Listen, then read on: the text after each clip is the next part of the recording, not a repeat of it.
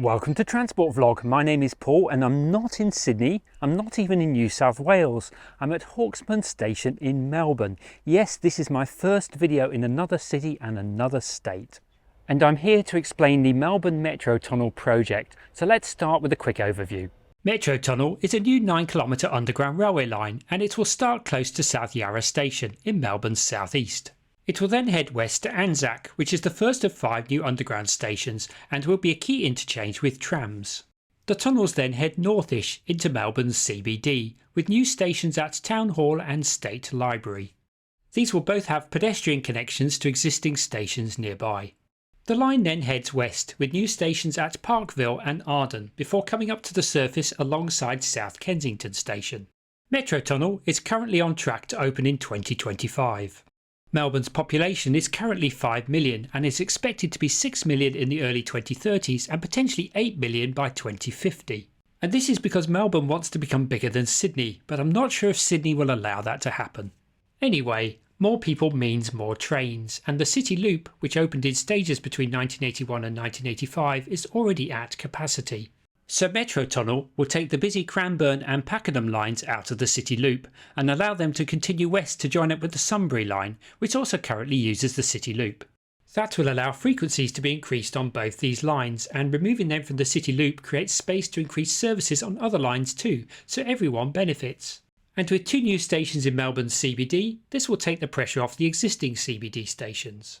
It will also relieve congestion on the Swanston Street and St Kilda Road tram corridor and provide new stations in areas that are some distance away from rail services at the moment.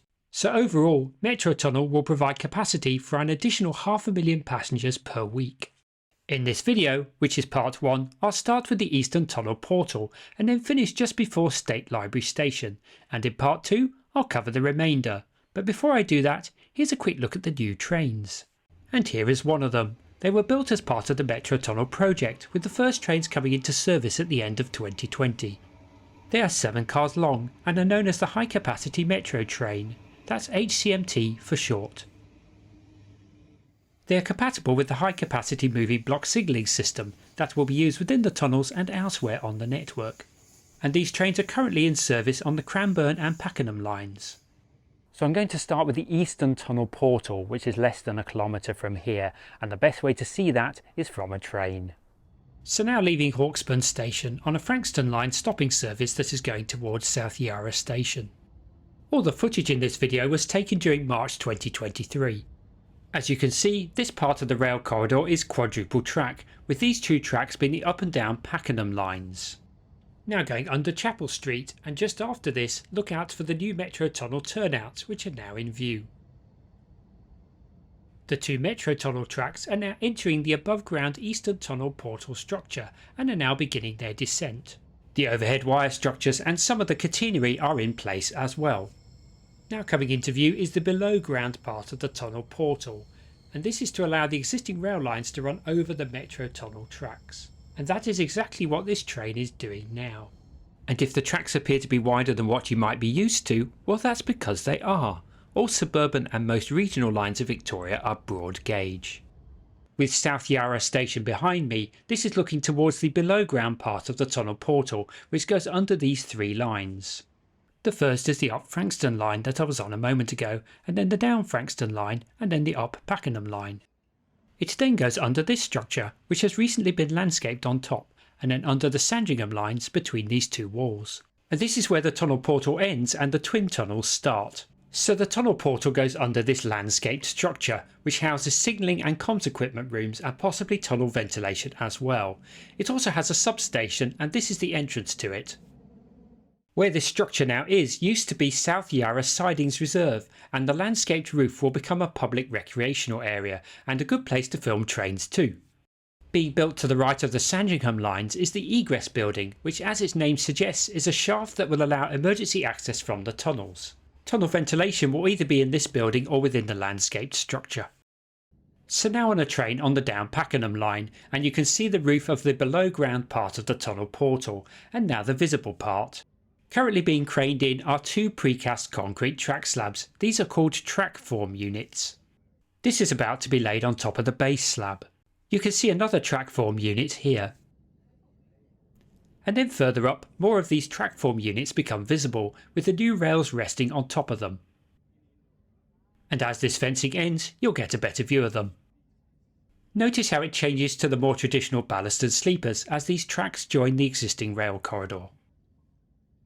From the up Pakenham line, you get a wonderful view of the trackform units and rails, and you can also see how the lines bear gently to the right before entering the below ground part of the tunnel portal. On what will become the down tunnel line, the rails and trackform units continue all the way to the start of the below ground structure of the tunnel portal.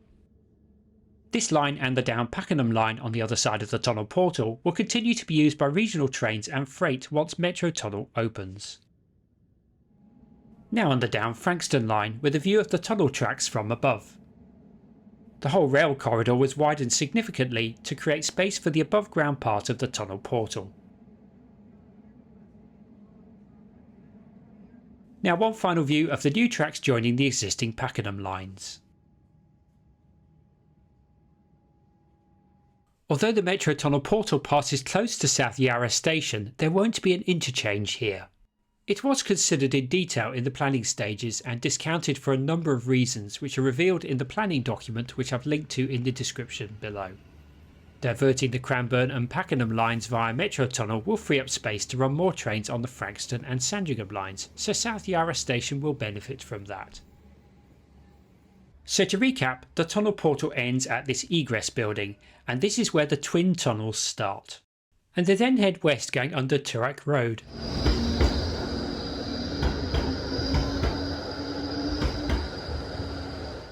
With the tunnels being right under the junction with Punt Road.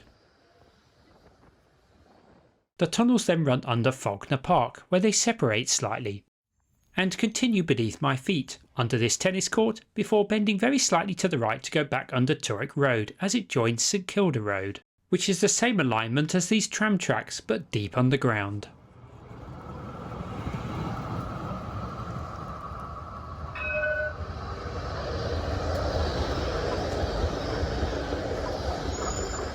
And a little further up St Kilda Road are some Metro Tunnel hoardings, along with something new in the distance, which is the new Anzac Station. And this is the first of 5 new underground stations that are being built. The tram platforms opened on the 19th of December 2022, and this became the first part of the Metro Tunnel project that is now available for passengers to use. The Anzac Station tram platforms are super long. They can accommodate 4 trams at once and are designed to cater for large events such as the Australian Grand Prix and Anzac Day ceremonies. And as I was filming this during the late afternoon peak, it was quite common to see 3 or 4 trams using the platforms at once. Anzac Station has replaced the old Domain Interchange tram stop, which looked very basic in comparison. The St Kilda Road tram corridor is one of the busiest in the world, so having a train station here is going to take the pressure off the existing tram network. Before the Anzac Station tram stop could open, the tram tracks had to be realigned to serve the new platforms, and this required a 3-week shutdown. This took place between the 27th of November and the 18th of December, with buses replacing trams during this time. These 3 small buildings are for station and tunnel ventilation, which leads nicely on to talking about the new train station. So behind these blue hoardings will be the escalators and lifts down to the new Anzac Station, and with the new super long tram platforms already open, you can see how this is going to be a wonderful interchange between the trams and the trains. There will be 4 station entrances, with the first one being at the city end of the Tram Island platform, with the second entrance being towards the middle. Both entrances will have escalators and lifts that will take passengers down to the concourse below. In this artist impression image, these are the escalators coming down from the city end, which is currently behind these black hoardings, and is close to where the first city tram would stop. And these escalators behind come down from the other side, which is closer to where the first tram heading towards Toorak Road and St Kilda would stop. The 2 lift shafts are in a more central location, and you can see one of them in this artist impression image. And we're looking for real, you can see both of them. This one here is closer to the city side, and now the second one behind it. Here is another view of the 2 lift shafts. The 3rd and 4th entrances are on opposite sides of St Kilda Road and will lead to the station concourse via this underground passageway. This western entrance will be close to the edge of Albert Road Reserve, and this will provide easy access to the station from Albert Road itself. 2 escalators, stairs and this lift will bring passengers into the underground passageway that leads to the station concourse. Passengers can then access the tram stops via the escalators and lifts that I covered earlier, or continue via the Mikey gates and further escalators or lifts to the train platforms below. This is the construction site within Albert Road Reserve, and it's a little too early to see any evidence of this station entrance as yet. And you can also view the construction site from the City Tram platform. Let's take a closer look at the entrance on the east side of St Kilda Road. This will provide direct access to the Royal Botanic Gardens. This entrance will have 1 escalator, stairs and a lift that descend to the other side of the underground passageway that I covered earlier. The construction site hoardings for this station entrance certainly look very botanical, but no evidence of this station entrance as yet. Anyone will be able to use the east and west entrances and the underground passageway to go under the busy St Kilda Road, as it's in an unpaid area, so outside of the Mikey ticket gates. The canopy is 85 metres long and about 21 metres wide. It has 12 of these green canopy legs, which are made of structural steel. They were painted green to reference the nearby Royal Botanic Gardens, and also to work well with the timber parts of the ceiling. The green legs start at the concourse level below and support the canopy roof, which is about 70 metres above the concourse. And at the top, they connect to one of 13 horizontal timber members that support the canopy roof. And further timber members intersect to create the crisscross diagonal pattern that you can see here. And within the middle part of the canopy roof are a number of skylights, and these will bring natural light into the concourse below. And the open sides to the canopy will also bring natural ventilation into the concourse area as well. As I mentioned earlier, the station has 3 small buildings on the city side for tunnel and station ventilation, and there are 3 similar buildings on the other side as well. Again, these are for tunnel and station ventilation. These days, it's standard practice to have tunnel ventilation systems on both sides of an underground station. There is also another building towards the St Kilda end of the tram platform. This will be a retail kiosk and house some operational rooms as well. And here is this building peeking above the black hoardings. So now leaving Anzac Station, and the tunnels continue to run under St Kilda Road, which will become truly multi-purpose once all the Metro Tunnel work has been completed, with a separate footpath and bicycle lane on each side. A concrete separator will make the bicycle lane safer by providing physical protection from the opening of car doors, as the next lane will be for car parking. This is followed by 2 lanes for motor vehicles, which will be physically separated from the tram tracks that run in the middle. The tunnels then veer away from St Kilda Road to go under the Royal Botanic Gardens, passing beneath Sir Edward Weary Dunlop. Then slightly to the right of the Walker Fountain, then under Edward VII and continuing under Alexandra Avenue, which is moving at a snail's pace, hence the need for Metro Tunnel. The tunnels then go under the Yarra River just east of the Prince's Bridge, and then go back under St Kilda Road, just to the left of the Transport Hotel Bar. I like the name. It then crosses Flinders Street to go under Swanston Street, and this is the location of the next new station, which is Town Hall. So I'm now at the main construction site for Town Hall Station, and this station is going to be huge with 7 entrances and a direct connection to Flinders Street station. The platforms are 30 metres below Swanston Street and are 260 metres in length, so built for longer trains in the future. They start under Flinders Street and continue to just beyond Collins Street. There are 3 overlapping tunnels, one for each platform and a central tunnel for the escalators and lifts. This is known as a Trinocular cavern. These were excavated using road headers, which are large excavating machines fitted with a mounted cutting head. The total width of the Trinocular cavern will be around 19 metres, which is the same width as the new Central Walk concourse at Sydney's Central Station. Here is a recent image from the Victoria's Big Build website showing this Trinocular cavern under construction. All 5 underground stations will be fitted with platform screen doors. These improve passenger safety, reduce boarding times, help manage the airflow and temperature within the station, and improve tunnel ventilation. Each station will have 60 platform screen doors, and here is a photo of some being installed.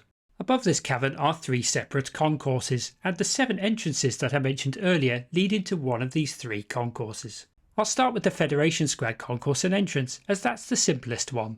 This is from Flinders Street looking south towards the Yarra River, and this grey building that looks like an acoustic shed marks where the future Federation Square entrance will be. And now from the other side looking north. Here is an artist impression of how this entrance will look. The Australian Centre for the Moving Image ACMI is on the right, with St Paul's Cathedral on the left. And back to now, with ACMI and St Paul's Cathedral in view.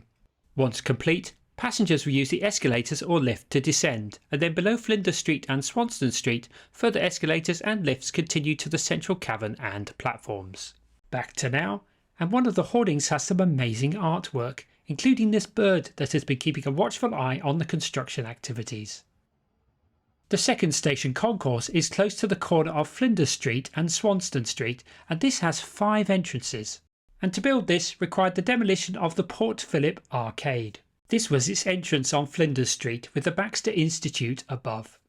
It featured a stylised King Neptune sculpture that was created by Charles Bush. I believe this has been kept and will be reused at Town Hall Station. By July 2019, this building had been demolished. Clement's House on the left, which is actually a hotel, and the Dangerfield building on the right are still there. And the pub on the corner has remained too. This is the Young and Jackson's pub called the Prince's Bridge Hotel, and it looks like it's probably heritage listed. And on Swanston Street, the rest of the Port Phillip Arcade went, along with Macca's, Hungry Jack's, a Commonwealth Bank branch and KFC. However, the Nicholson building on the right survived. This is the plan for the Swanston and Flinders Street Station concourse, with the escalators just here and the lifts to the right. The first of the 5 entrances will be on Swanston Street, and it will be where the very colourful roller shutter currently is. A local artist has added some vibrant and earthly colours to make this stand out more. The second entrance will be on Flinders Street, and it's right behind the tram stop for a quick and easy interchange. Again, no evidence of it as yet. There will be an overstation development on top of the concourse building, so look out for that beginning to appear over the hoardings during the next few months. What is being built behind this hoarding and helpful directions are displayed with beautiful retro signs. And this creative signage won a design award in 2020. And it also tells you what is here to stay. Both Cocker Alley and Scott Alley will lead into the station concourse from the Flinders Lane side, so that's 2 more entrances. Scott's Alley will be extended south to lead directly into the station concourse. And Cocker Alley will be extended too and get a much needed makeover at the same time. The 5th entrance is underground and will lead directly to the Flinders Street station platforms, but before I cover this, here is a quick overview of this iconic station. On the corner of Flinders Street and St Kilda Road is the main Flinders Street station entrance, with its highly distinctive and instantly recognisable Edwardian building. It was completed in 1909 and has since become a cultural icon of Melbourne. It features an arch over the entrance, several domes on the roof and lots of clocks. There is a clock for each line and they are still working today. The building extends along Flinders Street with another entrance opposite Elizabeth Street, and this is marked by this clock tower. Flinders Street Station has 13 platforms. They are numbered 1 to 10 and 12 to 14. Platform 11 is no longer used and has become a restaurant. And this platform on the right side adjacent to Flinders Street is the second longest in Australia. It's so long that it's been given 2 numbers, so it's platform 1 at the west end and platform 14 at the east end. And in case you're wondering, the station with the longest platform is Albury. Flinders Street is currently the busiest station on the Melbourne suburban rail network, with over 1,500 trains and 110,000 passengers each day. There is another station entrance on Flinders Street, which is opposite De Grave Street, and below these streets is Campbell Arcade, which is an underground shopping mall that runs under De Grave Street and Flinders Street. It joins up with an underground passageway to Flinders Street Station that serves all platforms via stairs on either side. Campbell Arcade is currently closed and is being refurbished as part of the Metro Tunnel project. And this work includes building the new underground passageway that will go under Flinders Street to this Town Hall Station concourse, and that's the 5th entrance. Here is a recent construction photo of this new passageway. The existing stairs to the underground passageway are currently behind these blue hoardings. And this is to replace the stairs on the eastern side with lifts, so providing step-free access. The existing and new passageways will both be within the Mikey Paid area, so no tapping off and back on again when interchanging between Flinders Street and Town Hall stations. The former Urella building at 244 to 248 Flinders Street is plastered with the retro Metro Tunnel information that you saw on the hoardings. It has been purchased by the state government, but as far as I can tell is not part of the Metro Tunnel project.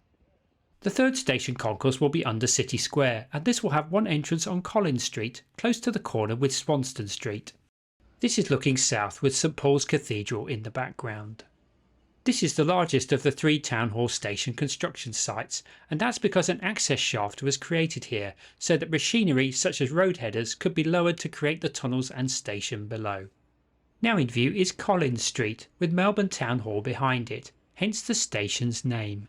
I had a quick peek through a gap in the hoardings and this is how it looked. This was in March 2023. And this information panel made interesting reading. Now on Collins Street, and this is where the City Hall entrance will be. Access will also be possible from Swanston Street via a pedestrian plaza, and this entrance will provide easy access to the nearby Swanston Street tram stops. This is how this entrance will look when it's finished.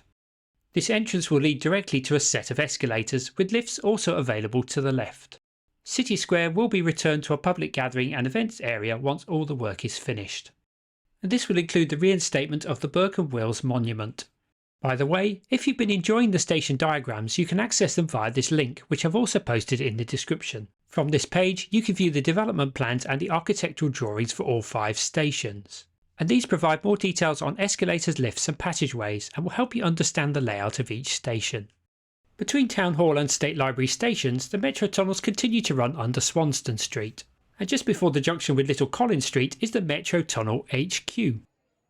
It's worth popping in to see this model of Melbourne with its skyscrapers and Metro Tunnel running underneath it. You can also get printed information for Metro Tunnel and other transport projects, although all of this information is available on the Big Build website. Now back to Swanston Street, where the tunnels pass under Little Collins Street and then Burke Street, and then under the Burke Street Mole tram stop. Then continuing north under Lonsdale Street, Little Lonsdale Street, and then under the Melbourne Central Station tram stop, which this tram is approaching now. And that's where I'm going to finish this video. Look out for part 2 that will cover State Library, Parkville and Arden stations along with the Western Tunnel portal. Please like this video, leave a comment or question, subscribe, especially if you live in Melbourne and are new to this channel. And do consider supporting me on Patreon, as that helps me do more videos more often and you get to see most new videos before anyone else. There's a link in the description below. So thank you very much for watching and I'll see you in part 2 soon.